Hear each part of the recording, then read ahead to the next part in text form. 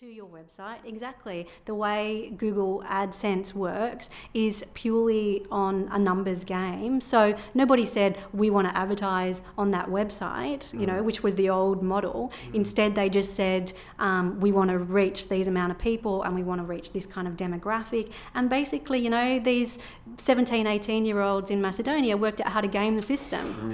And they said that they sort of felt a little bit bad about it, and they tracked them down because they thought Trump was a total jerk. But it's really hard to get a job here, and I'm a musician. I got to buy some music. I'm seeing the money coming into my bank account. And it's big. Why and would I stop? Really significant. Yeah.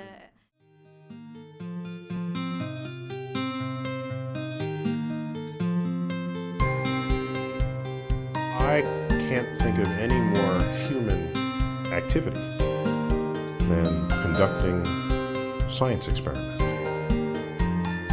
The game I play is a very interesting one. It's imagination in a tight straitjacket. The beauty of a living thing is not the atoms that go into it, but the way those atoms are put together. What I always think should be the basis of education is not answers, but questions. We should teach kids how to question.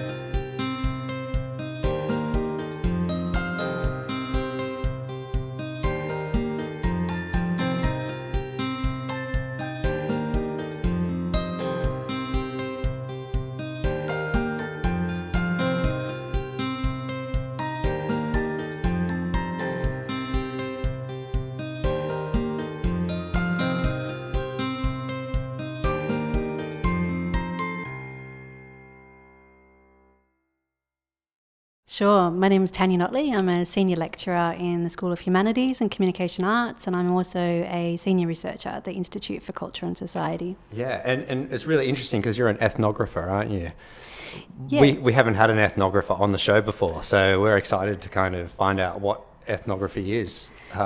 Great, yeah. Could you maybe give us a rundown on that? Yeah, it's one of the research methodologies that I use, very often use. So ethnography is really about immersion, about immersing yourself into a situation to not just understand it as a critical observer, but to understand it as an insider. So really you're trying to understand how people experience something, why they experience it in a certain way, but understanding their perspective. So, you often hear the different terms, an emic, an outsider perspective, and an etic, an insider perspective.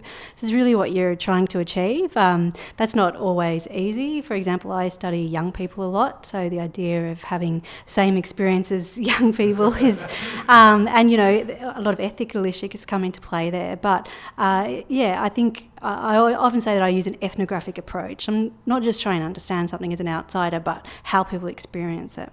Yeah, that's an amazing research methodology, I'd imagine, like just chucking yourself into these situations and experiencing them.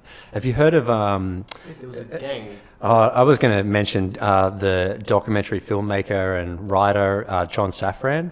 Oh, yeah. I love John Safran. Yeah. I guess, in a sense, that he's almost an ethnographer in that perspective, because if anybody's familiar with his work, he does exactly that. Like, this is a guy who went and was crucified up on a cross to, kind of really throw That's himself right. His nails through the hands series, and everything. Yeah. Yeah. He also, less living it then, but went and one of my favourite episode in that one was when he went to meet the Ku Klux Klan. Yeah. And there was a very awkward moment when he told them he was Jewish. Yeah. And he work out a loophole so he could join the Ku Klux Klan in that episode as well? I think he did, because you only passed on through your mother's side or Judaism something. Yeah, passed on through the mothers, and his mother wasn't Jewish or something, so he's like, yeah.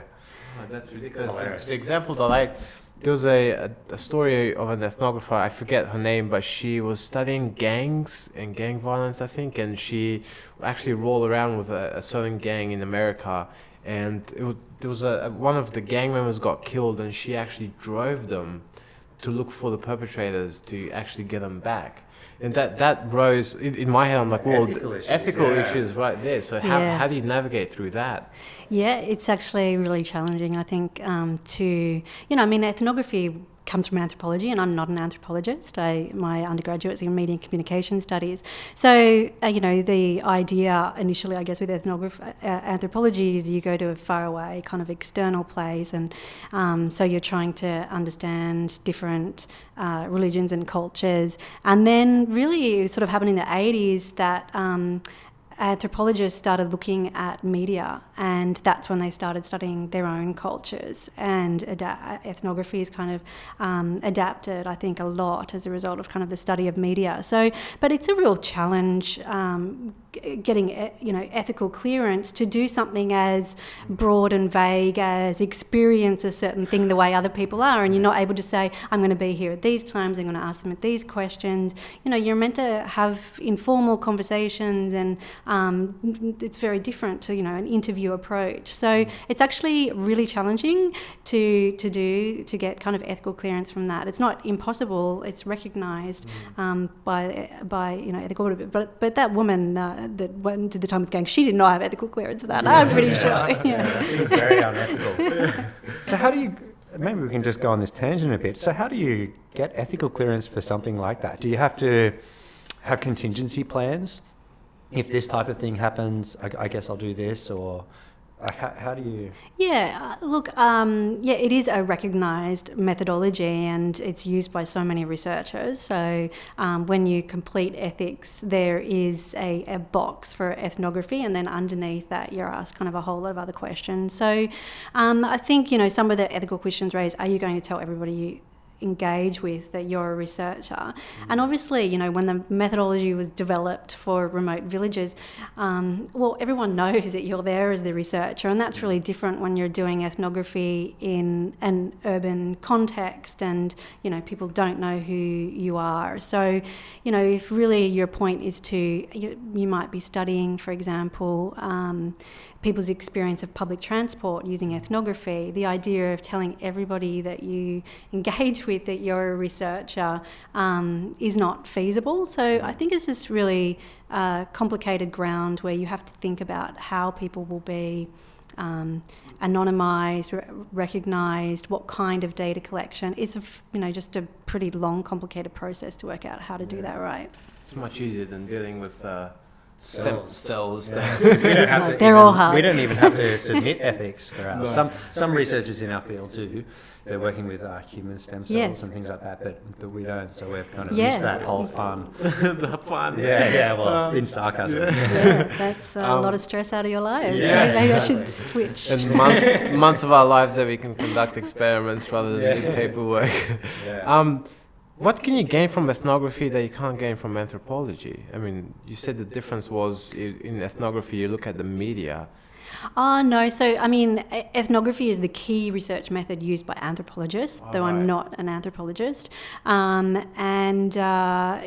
I think the idea, I guess, anthropologists are not trying to study things as outsiders, but they're trying to understand culture. To understand culture, you have to understand what people value, what they experience when they're doing something, not just outside observations from your own cultural perspective. I guess that's the thing, because everybody has their own kind of baggage and their own experiences that they bring into a situation. So if you're just looking at numbers, it's hard to divorce yourself from that, where in an ethnographic approach you can really probably experience what other people experience, at least somewhat. Yeah, I think immersion is the key there. And so, some anthropologists will say to do a proper ethnography, time still really matters and you have to do it for a certain amount of time. But what if you're doing ethnography at an event that happens over a few hours? Then obviously that's not relevant. I think from my own experience, when I went to work in Sri Lanka some years ago, and when I did that, I noticed that over time, I just saw things differently. And things that I said about that place and political practices as an outsider were really different when I understood much more as an insider why people responded, why they used media in certain ways. So I just think that understanding of people's experiences, their values, the context of that place can really change the way you understand it if you use that approach, as opposed to going and doing a survey or just going and doing some interviews. That's fascinating. Yeah, I suppose we can build up to that, your Sri Lankan experience. But because when we were first introduced to you, it was at a PhD kind of welcome day, because we just started our PhDs, and you were billed as let's hear about a research journey. And I was sitting there thinking, oh my God, this is going to be perfect, because this whole podcast is about hearing people's research journeys, right? And you were selected because you have a fascinating research journey. Because you started, and I think you mentioned it before, doing an undergrad in media, and now here you are an ethnographer.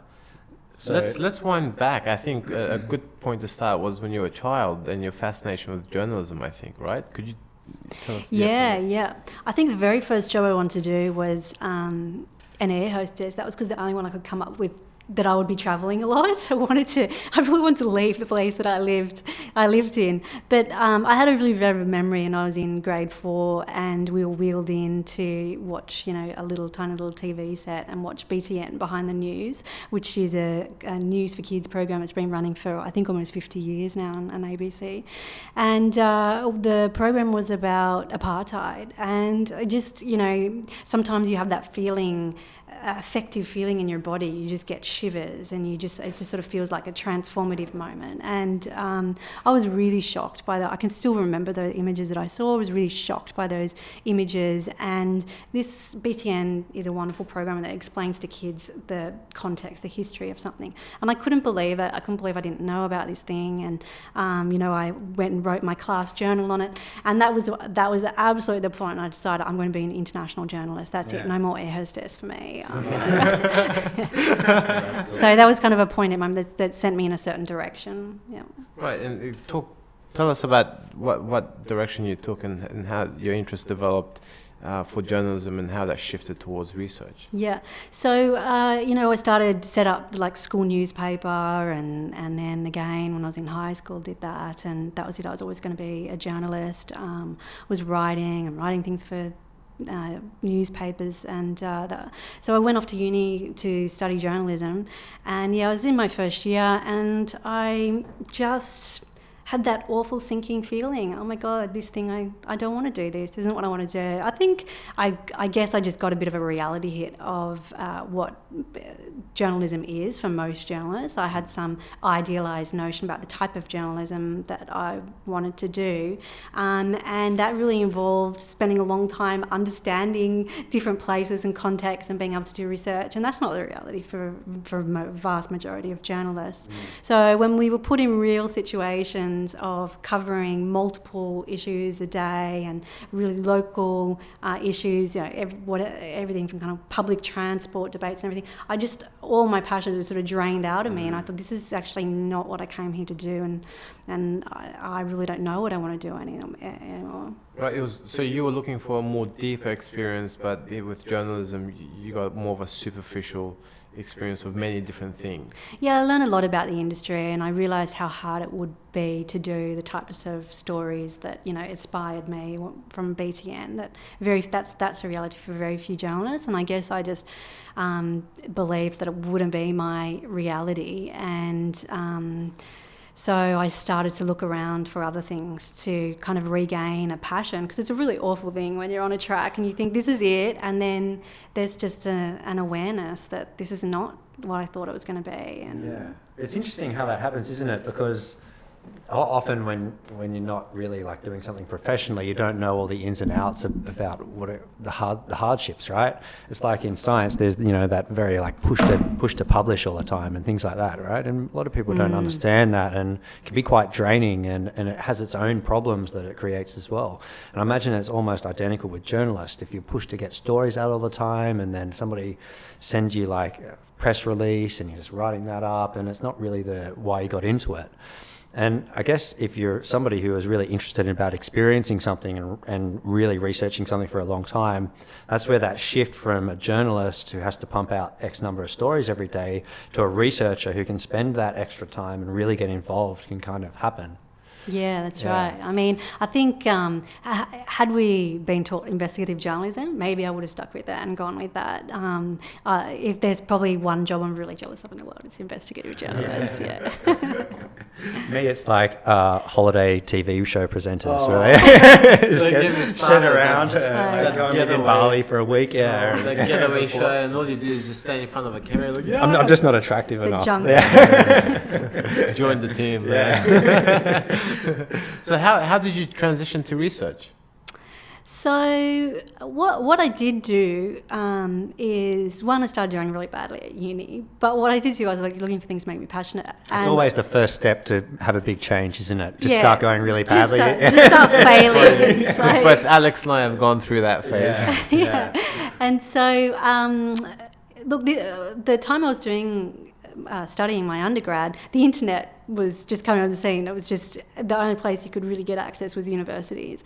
So that was really exciting. So I started to go to, there would be like lecturers putting on free classes to come and understand different things happening on the internet. And this was like, oh my God, wow, this was crazy. And it still wasn't integrated at all into our lessons. As we know, sometimes teaching's a little bit behind the current practices. So I just started going to things, and with a bunch of people, we set up a youth media centre in town.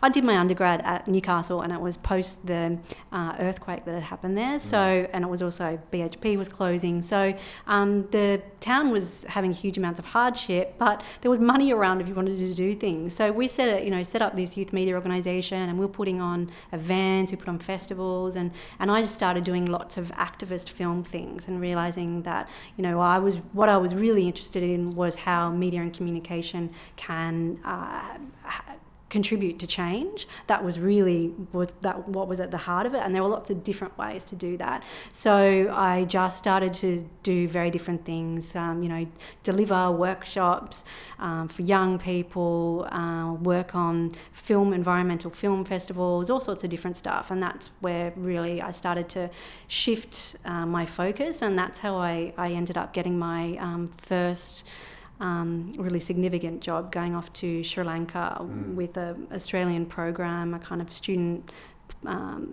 exchange sort of program, volunteer program for students, and UNESCO at that time were experimenting with the internet in Asia. And so basically they knew that, even in Australia, internet penetration was still low at that time, so they knew that it was going to be a very long time before poor people in Asia would have access to the internet. So they wanted to know how they could accelerate things and how they could ensure that there wasn't a digital divide on top of all the other existing divides. So radio was really established in Sri Lanka, community radio, and so I was sent there to work out how we could deliver internet through the radio, which was a pretty crazy idea.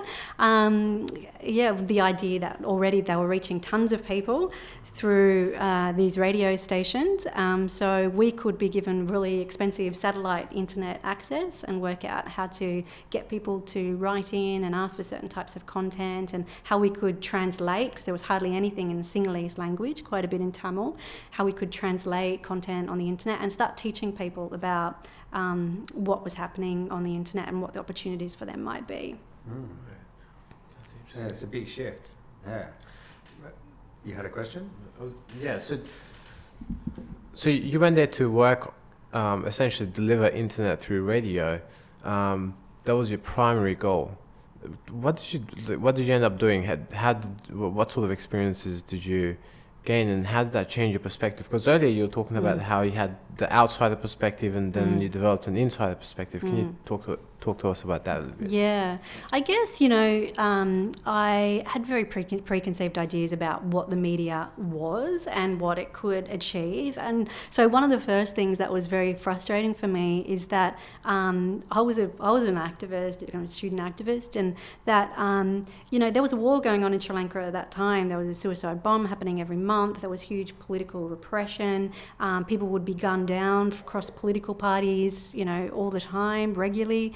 And I couldn't believe that we weren't talking about this at all on radio and that we weren't talking about these issues. There was also, Sri Lankan radio?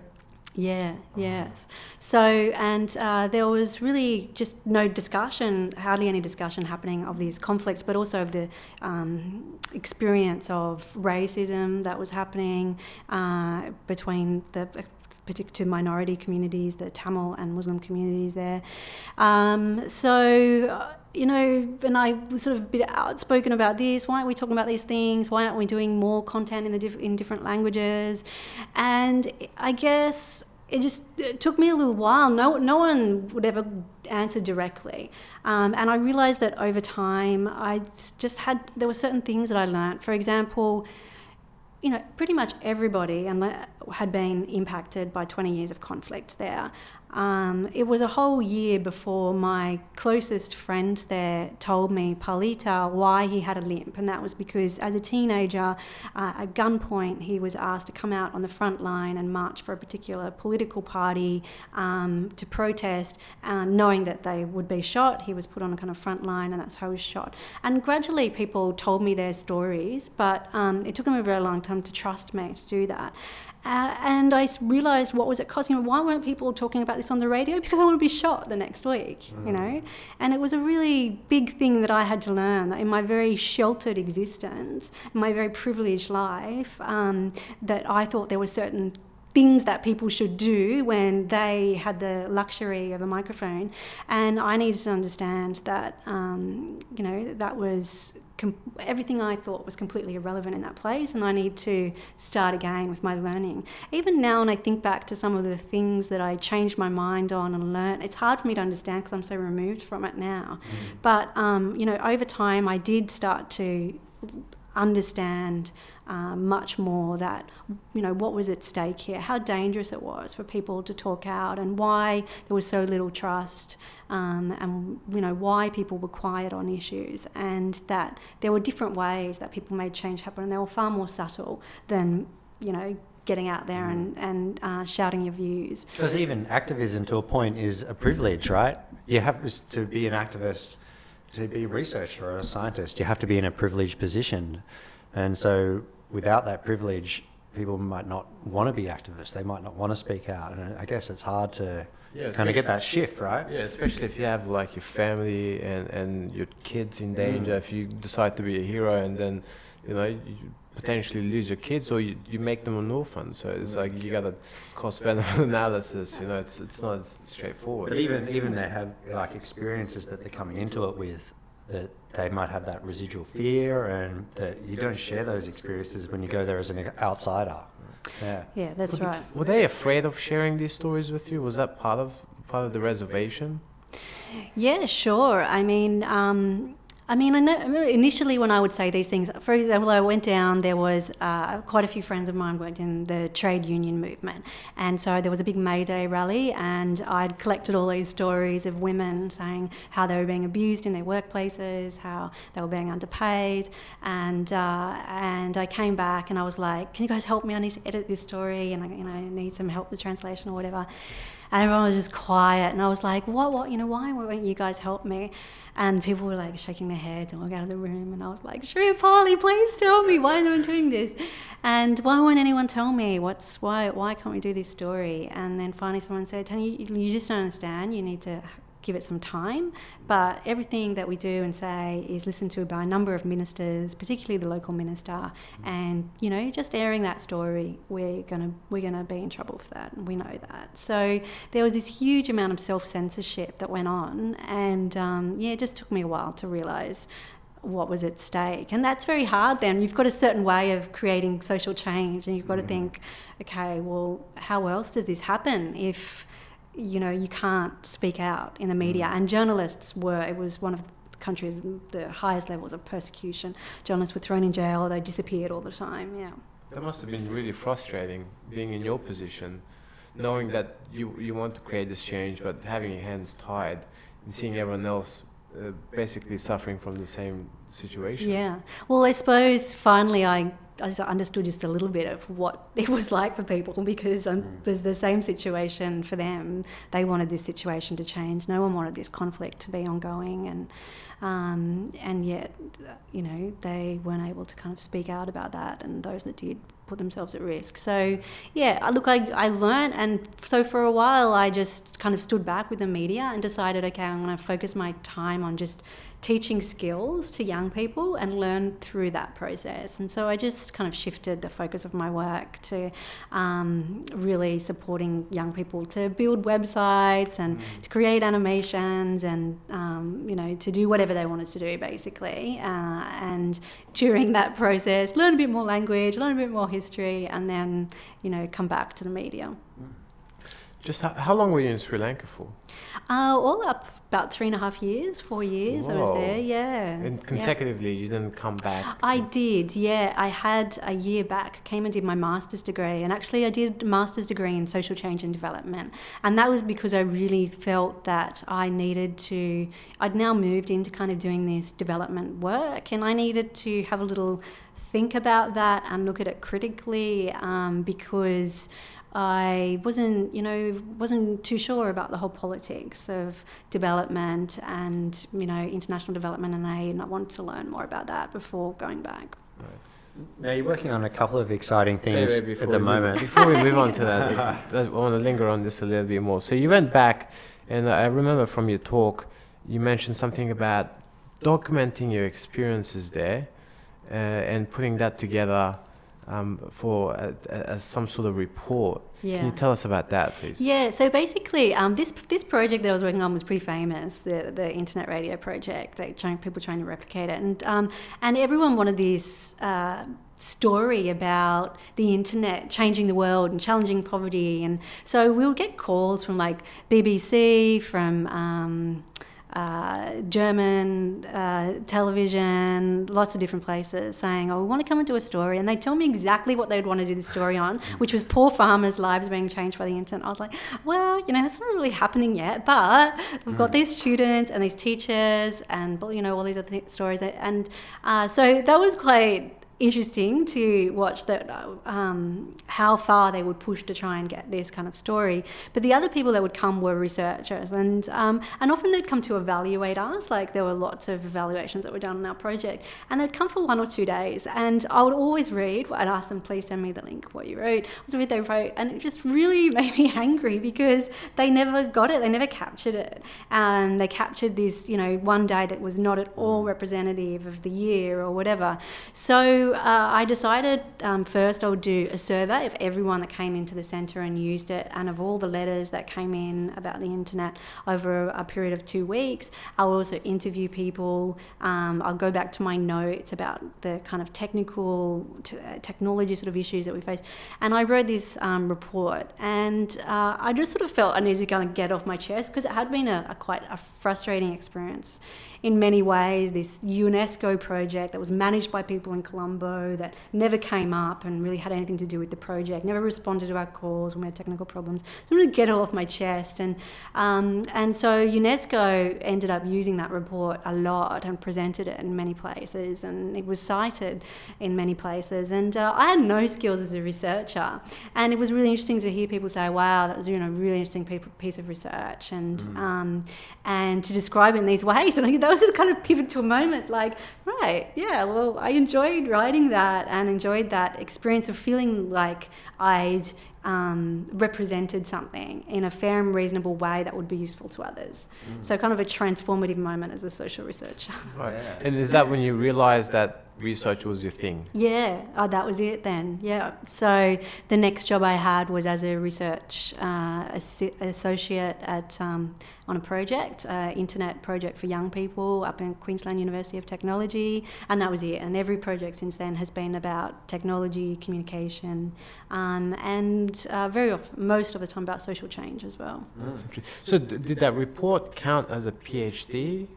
PhD work? Is that what happened? No, this didn't count for anything except then UNESCO. It counted for inspiration. Nobody asked me to do it. I just handed it over. I felt like, I've learnt a lot in these few years, and like I said, it was really a response to feeling like everyone was doing a bad job of making claims about this project. And I was on like so many email lists relating to internet and social change at the time, and people on there would say things about this project, and they'd say things like, is that project sustainable yet? Like, why don't they do these things if they're not? And it just really made me angry. These people who just had no idea about what it was like to live in that very poor village and think about how you make a project like that sustainable. Comes back to that ethnographic approach, like you were saying. They weren't there, so they didn't understand it. Yeah. Mm-hmm.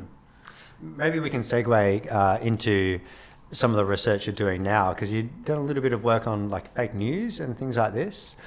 Did you want to tell us a little bit about that? Yeah, sure. So my PhD was about young people's use of online networks back, 2004 to 2007. So not the early days of the internet, but the kind of second wave, where that's the period where YouTube came along, and it was kind of a little bit before Facebook, but there was MySpace, and Bebo was the big one back then. MySpace, remember that? And so I was really interested. I built my PhD around a project that I was working on, which was called the Youth Internet Radio Project. It was all about supporting young people to be content producers across particularly rural and remote, but also urban Queensland. So we have research sites in far northern Queensland, in Indigenous communities. And so I just basically go there and train young people to create content, talk to them about different ways they might want to license this content, and then do research around how they're using the internet, what their experience is. And that was really kind of basis for my PhD. So I took a break after that and moved to working in the human rights sector. I work with a lot of NGOs. That's still a lot of my research. And so I kind of stopped doing the research around young people. But I guess, this issue of fake news really started me asking questions about, I wanted to know how our media literacy training had changed, because I did a lot of that research when I was doing my PhD, and I wondered, has it really changed a lot now that obviously the internet has radically changed how content is delivered to us, and all of the political issues associated with that. And so I started looking into that, and I realised that there was no research at all about young people's news practices. There was really so little in the Australian context, quite a lot in the UK and the US. And so I started talking with Crinkling News, which was a national newspaper for kids, which unfortunately has since shut down, and a researcher who's really been instrumental in media literacy education training at QUT. And we realised that there was just really no baseline data to even understand where young people get their news from. So this study that we did, this national survey, was really a starting point to create some baseline data, not just for us, all of the data we've made available to others, hoping that it would help people to do different kinds of studies on top of that to understand what young people's experience of news is and how the issue of fake news is affecting them. Can you tell us a bit about your results, what you found? We found that young Australians consume a lot of news, but I think contrary to popular opinion, their top news site is not social media.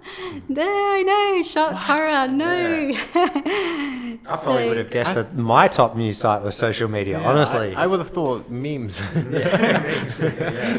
So the top place that young people get their news from is their families. By far. So, that's really interesting, isn't it? And I think that we've forgotten how social news is. And then after that, in terms of media, the top side is still television, and social media after that. So there was quite a bit of difference between, our survey was 8 to 16-year-olds, and there was quite a bit of difference, obviously, between the children and the teenagers, 8 to 12 and 13 to 16. But still, television was what came out on top for both. So one, I think we do exaggerate a little bit how significant fake news is. But I think it's a really important issue because we've seen what happened at the last US election and we're not immune to that. I think we replicated or we modified a US study in doing this. So we can see that young Australians do consume less news on social media and more on traditional media than young people do in the US. And I think that holds for adults as well. And so I think the situation and the context is different, but I think that's really shaken up the world and the conversation and the discourse, because I think most people do now believe that the circulation of fake news changed or likely changed the US election. And that's a little bit scary for everybody, that democracy is vulnerable to the uprising of fake news. To me, it's almost like it's an unintended side effect of social media, right? Like, we can just communicate better, and how could that possibly go wrong? But then something has to drive that. People, we live in a capitalist society. People still want to make money. So I guess in a sense, this urge to make money and increase hits is what's kind of created this fake news cycle, right? Because, correct me if I'm wrong, but most fake news comes out of people just starting a website, putting up fake news stories, and they're not even necessarily trying to change politics. They're just trying to drive hits to their website so they can rake in the cash. Yeah. That's exactly right. And it's amazing. And even with the latest stuff that's been happening with Cambridge Analytica and Facebook, I don't know, I feel like we're going to reach this point where something's got to give, right? Like, we can't keep going with this model of hits is always best, because people only have so much time in the day, and these apps are all demanding for our time on screen and time on site, and they're all trying to get better ways of keeping you hooked and addicted to the app. But I don't know, I could see this also dying out. I don't know how long it can go on for. Well, it's probably the advertisement model that they're using, like you said. Just on Facebook, we put out ads, and it's like when people look at them for a nanosecond or a millisecond, that counts as a hit, and because of that, people's attentions are worth it. Coming back to the election, I was listening to a podcast, and Russia actually would pay people, like a whole building of people, to set up fake news websites. And then to actually and to feel like fake news stories, and organize people in America and organize rallies, and then take pictures from there, and then use that as sources for their faith. It's crazy what sort of damage they can do. So there's even the more nefarious aspect to it. So there's the unintended aspect where people are just trying to get money and advertising revenue. There's the nefarious aspect too, where people are actually doing it deliberately to try and manipulate the way the public sees things. Both things happened, but initially everybody assumed that, it was the kind of Russian effect, that there was a political will and drive. And then a lot of New York Times and BuzzFeed journalists started doing investigative work to look at where was this content coming from, what websites, and where were those websites. And I think over 100 of the top websites were in Macedonia. So they went tracking down, who created these websites. And they found a whole bunch of young people who created these websites. Why? Because the job situation was really poor in Macedonia, and they'd worked out a model that you use certain keywords, you make sure they're in the titles, certain images, and the more hits you can get from social media to your website. Exactly the way Google AdSense works is purely on a numbers game. So nobody said we want to advertise on that website, which was the old model. Instead, they just said we want to reach these amount of people, and we want to reach this kind of demographic. And basically, these 17, 18-year-olds in Macedonia worked out how to game the system. And they said that they sort of felt a little bit bad about it, and they tracked them down because they thought Trump was a total jerk. But, it's really hard to get a job here, and I'm a musician, I've got to buy some music here. I'm seeing the money coming into my bank account. And it's big, Why and would it's I stop? significant, really significant. So this is, a disaster. And of course, we should have had this conversation a long time ago about how advertising works, because we do have advertising regulation and it hasn't at all updated. So where should we allow this kind of micro targeting to happen? We are able to opt out of telephone advertising calls, and yet it's really difficult to opt out of if you want to not be tracked and have cookies tracking you the entire time. On the internet, you've got to do all these steps. So I actually think we will get changes. It'll probably come through EU law. But this is just unfolding in the last few weeks. This is, of course, everybody in human rights development technology sector knew that this was happening. They knew about the Cambridge Analytica scandal. They knew about the US election and how it happened. But now it's becoming a major kind of public discussion. And finally, we're seeing politicians do something and at least start to ask questions. What about the companies themselves, though? Like, what about the Googles and the Facebooks and the YouTubes and things? Part of me thinks that they have somewhat of a responsibility to rework algorithms or something like that. I don't know. When I was watching that Mark Zuckerberg thing, I just got the sense that this guy, when he started Facebook, didn't expect it to get this big, or that initially started off as sharing pictures and so and so is doing this. It didn't turn into like I don't think he was aware that it could get this big and influence the world in such a degree, to such a degree. I mean, it's like the sixth wealthiest company in the world, and that's what we forget sometimes. So I think he has to take total accountability. But watching it, he seemed so naive and sweet, and I started to feel bad for him, and then I felt self-loathing. Like, do not feel bad for this guy. What are you doing? Did you see there was a shot of him and he's like sitting on a pillow? I lift him up higher to the mic. There's like a side shot because he's like so short. It was hilarious.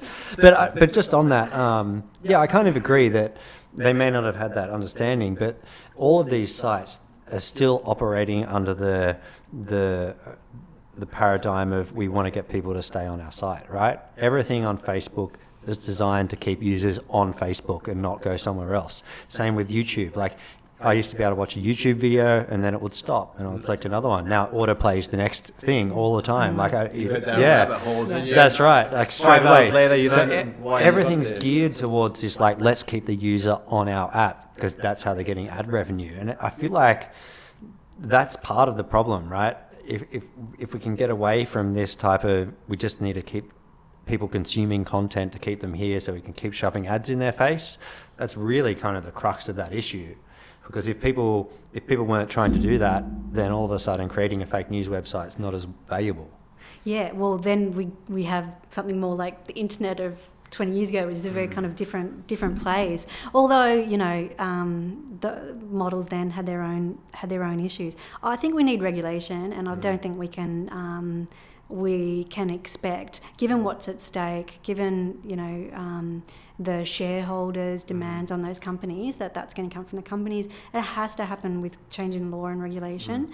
But I guess where we're really getting to with this project now, because in the end, I believe what we found out from this study is that only 1 in 5 young people had any lesson in the 12 months before the study to help them critique the news. And given all that happened, we thought that was pretty crazy. Yeah. So having a look at where news media literacy can fit into the curriculum. We do have a national media literacy curriculum, but it's very flexible in terms of its use.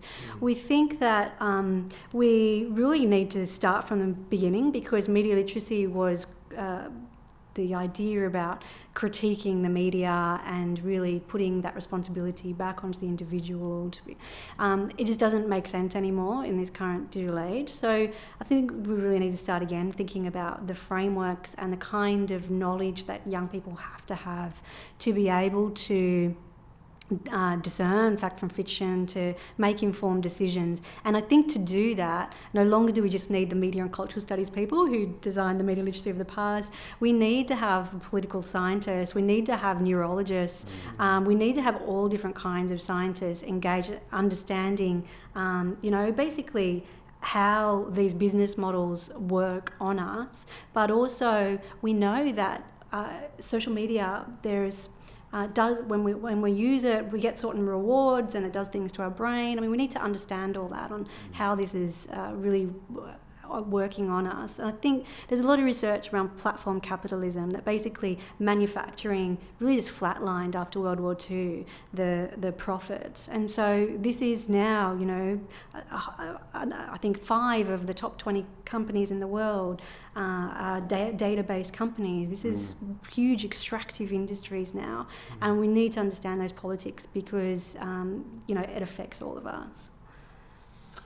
Yeah, no, totally. And I totally agree with you that you have to merge all these different fields in order to get a true understanding of what sort of effect it's having on us, so that you can design policies and regulations to ensure that we design a society that is worth living in, that we get the outcomes that we want, rather than being trapped. Give people the skills to kind of understand the world they're living in. And not be caught in the moment, and actually be critical of what they're reading and go down rabbit holes. Should we? Yeah, I think we should wrap it up. Yeah. We wanted to talk to you about, we might have to get you on again in the future, because there was so, when we were like planning for this interview, we were so much stuff that we could talk to you about, because you had the app as well, didn't you? Where people can put in their emotion mapping and map their feelings and around environments. City environments, yeah. Fascinating, but I think we're probably going to have to end it there. Yeah, I suppose what we can do is perhaps you can just finish up with what your current projects, what projects you have available, and how students can get in contact with you if they're interested in actually working or doing research with you. Yeah, sure. I mean, so the project we can get to talk about is called invisiblecity.org.au, an emotion mapping platform that people can use in different places. We're just completing work to develop that in an app with a number of my colleagues here. But yeah, look at my profile and university profile, and feel free to kind of send me an email. All my research is focused on social change and technology. One of my new projects is investigating data centres and how data storage impacts us all, but also has huge environmental impacts. But yeah, I'm more than happy to talk to students. Awesome. Too much to talk about. It's been great. It's been an excellent And you're taking conversation. MRes students as well as PhD students? Yes, don't have any MRes students at the moment, but yeah, absolutely. That's cool. Okay, thank you so much for your time. Thank you. Thanks a lot. Thanks, guys.